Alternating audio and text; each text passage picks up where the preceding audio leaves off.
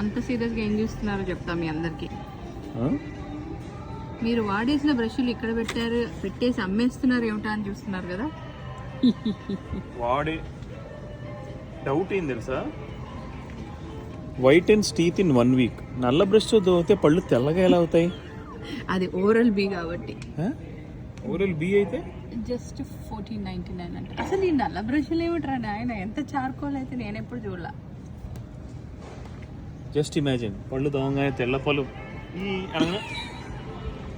జుట్టు రంగులు అయిపో. ఓ మేబీ మనం కలర్ వేసుకున్న తర్వాత పడేసే బ్రష్లన్నీ వాళ్ళు రీసైకిల్ చేసి మరేనండు నిజమే. అసలు ఎన్ని వెరైటీలు ఉన్నాయి కనిపిస్తున్నాయి. కనబడు. ఇంట్లో 2 ఉంటే 2 కొనండి, 4 ఉంటే 4 కొనండి, కానీ ఏదో ఒకటి కొనండి.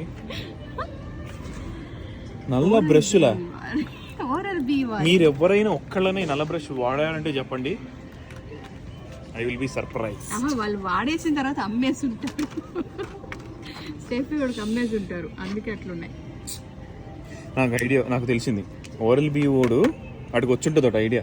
వాడు ఇంట్లో నాలాగే వాడు కూడా అన్ని తోముతూ బ్రష్లను నల్లగైపోయాక అనే ఐడియా బల్బు వెలుగుంటుంది పైన వాడికి కూడా. దాని వెనక మున్నాడి పిన్నాడియో నల్లయో. Thanks, bye. Black, it's the new white.